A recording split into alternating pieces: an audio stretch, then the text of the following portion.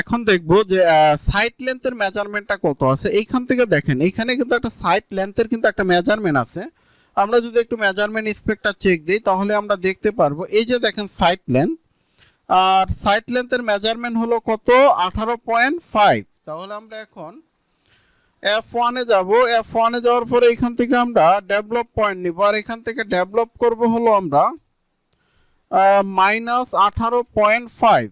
এখন F3 তে যাব, যাওয়ার পরে এটাকে আমরা ইনসার্ট পয়েন্ট করে দিব, দেওয়ার পরে আবার আমরা F1 এ যাব, যাওয়ার পরে এখানে দেখেন স্ট্রেট লাইন, আমরা এখানে একটা স্ট্রেট লাইন টানবো। এইভাবে একটা স্ট্রেট লাইন টানার পরেও দেখেন লাইনটা কিন্তু কি বাঁকা হয়েছে, তাই না? এটা তো আমাদের সোজা করতে হবে। হ্যাঁ, অবশ্যই সোজা করতে হবে। আগে আমরা F3 তে যাব, যাওয়ার পরে এটাকে আমরা ইনসার্ট পয়েন্ট করব, করার পরে F1 এ যাব, যাওয়ার পরে এখানে দেখেন এই যে আলি টু পিটিএস, এটা দিয়ে যদি আমরা এখানে একটা ক্লিক করি, এইভাবে আনার পরে যদি এখানে একটা রাইট ক্লিক করি তাহলে কিন্তু লাইনটা দেখেন সোজা হয়ে গেছে।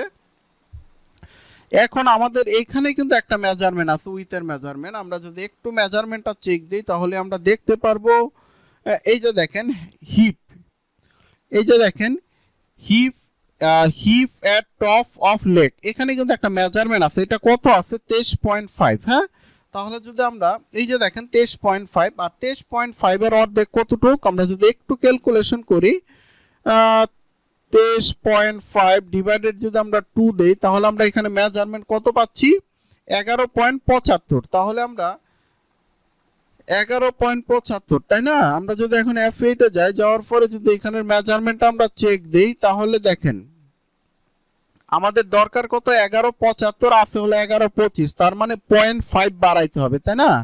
তার জন্য আমরা F1 F3 তে যাব, যাওয়ার পরে এখান থেকে রিশেপ দিয়ে আমরা এটা 0.5 এটা বাড়াই দিব, আমরা এটা 0.5। এই যে দেখেন আমাদের কিন্তু এখন কিন্তু মেজারমেন্ট কিন্তু এখন আমাদের ঠিক আছে। হ্যাঁ, তো দেখেন আমি আপনাদেরকে সবসময় বলি আপনারা মনোযোগ সহকারে ভিডিওগুলো দেখেন, তাহলে আপনারা বুঝতে পারবেন যে আসলে কত সহজে প্যাটার্ন তৈরি করা যায়। এখন আমাদের আরেকটা গুরুত্বপূর্ণ কাজ, সেটা হলো এখানে কিন্তু আমাদের একটা মেজারমেন্ট আছে। আমরা যদি এখন দেখব সেই মেজারমেন্টটা, আচ্ছা সেটা করার আগে আচ্ছা আমাদের এই যে ফ্রন্ট লেন্থের যে মেজারমেন্ট আছে কত 40.5, তাই না? এই যে দেখেন 40.5। এখন আমরা সফটওয়্যারে যাব, যাওয়ার পর F1 এ যাওয়ার পরে এখানে দেখেন প্যারালাল, এটাকে আমরা প্যারালাল করব হলো 40.5। তাহলে আপনারা একটা জিনিস মনে রাখেন, এই লাইনটা কিন্তু আমার ফ্রন্ট পার্টের লাইন আর এইটা কিন্তু আমার ব্যাক পার্টের লাইন। তো এই জিনিসটা যদি মিস্টেক করেন তাহলে কিন্তু বুঝতে পারবেন না।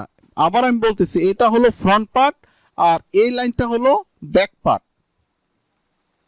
এখন আমরা এখানে দেখব যে আমাদের মেজারমেন্টটা কি আছে, এরপরে যদি আমরা একটু চেক দেই মেজারমেন্ট। আচ্ছা আপনাদের বোঝার সুবিধার্থে এই যে দেখেন এটা হলো কলার, এটাও কলার, এটাও কলার, এইগুলো হলো কলারের মেজারমেন্ট। এই মেজারমেন্টটাকে আমরা একটু রেড কালার করে রাখি, কারণ এই মেজারমেন্টটার কাজটা আমরা একটু পরে করব, কারণ আমি সবসময় চাই যে জিনিসগুলো আপনাদেরকে ক্লিয়ার মতো বোঝানোর জন্য। এই কারণে মূলত আমি এইভাবে হাইলাইটগুলো করি যেন আপনারা জিনিসগুলো ভালোভাবে বুঝতে পারেন। আচ্ছা এখন আমাদের জানা দরকার হলো এই যে দেখেন ক্রস উইথের একটা মেজারমেন্ট আছে 11.5। তাহলে আমরা ক্রস উইথের একটা মেজারমেন্ট পাইলাম কত 11.5। তাহলে আমরা সফটওয়্যারে যাব, যাওয়ার পরে এখানে দেখেন ডেভেলপ, এইখান থেকে আমরা কত পাইলাম মেজারমেন্ট 11.5, এটা ডিভাইডেড যদি আমরা 2 দেই তাহলে হচ্ছে কত 5.75। তাহলে আমরা এইখানে ডেভেলপ করব হলো 5.75। আচ্ছা এখন আপনাদের জানা দরকার যে এই মেজারমেন্টটা কোনটা মেজারমেন্ট, কারণ এই মেজারমেন্টটা হলো এই যে এই জায়গাটার একটা মেজারমেন্ট, এই যে ক্রস, এই ক্রসের এই জায়গার মেজারমেন্ট, এই যে এইখান থেকে এই পর্যন্ত এই জায়গার মেজারমেন্টটাই হলো 11.5।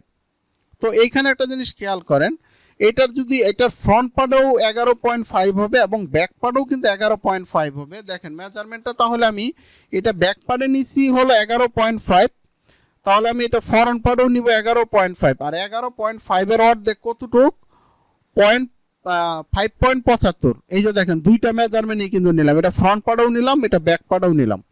এখন আমরা এটাকে ইনসার্ট পয়েন্ট করে দিব, এই যে দেখেন ইনসার্ট পয়েন্ট আমি করে দিলাম।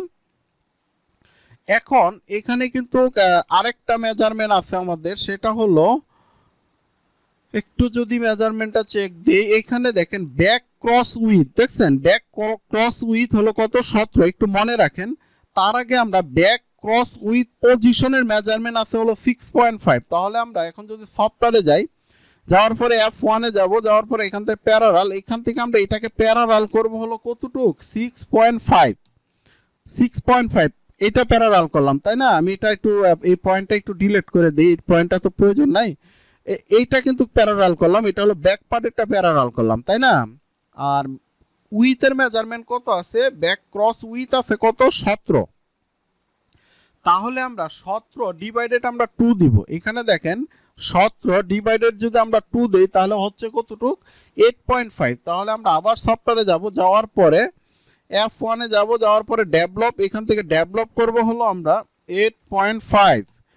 তারপরে আমরা এই যে এখান থেকে বেজিয়ান নিব, বেজিয়ান নেওয়ার পরে এইখান থেকে আমরা এইখানে লাইনটা টানবো, শিফট চাপ দিয়ে ধরবো, হ্যাঁ, তাহলে আমাদের অটোতে শেপ হয়ে যাবে। এখানে লাইন টানবো, এখান থেকে আবার এখানে লাইন টানবো, টানার পরে এটাকে আমরা ইনসার্ট পয়েন্ট করে দিব। তো দেখেন আমাদের কিন্তু ব্যাক পার্টের কাজ কিন্তু মোটামুটি শেষ পর্যায়ে। এখন হলো ফ্রন্ট পার্ট, তাই না? এখন ফ্রন্ট পার্টের কাজ করার জন্য এখানে দেখেন ফ্রন্ট ক্রস উইথ আছে 15, আর ফ্রন্ট ক্রস উইথ পজিশন আছে দেখেন 7.5। তাহলে আমরা আগে পজিশনটা নিয়ে নেই, F1-এ যাব, যাওয়ার পরে এখান থেকে প্যারালাল, আর এই লাইনটা কিন্তু ফ্রন্ট পার্ট, মনে আছে আপনাদের?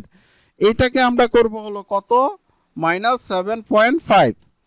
এখন এই যে বাড়তি পয়েন্টটুকু আমরা ডিলিট করে দেই, দেওয়ার পরে এখন দেখি যে কত পাইলাম মেজারমেন্টটা। এই যে দেখেন ফ্রন্ট ক্রস উইথের মেজারমেন্টটা হলো কত 15। তাহলে এখন আমরা আবার সফটওয়্যারে যাব, যাওয়ার পরে F1-এ যাব, যাওয়ার পরে এখান থেকে ডেভেলপ করব হলো, এখান থেকে ডেভেলপ করব 15-এর অর্ধেক কত 7.5।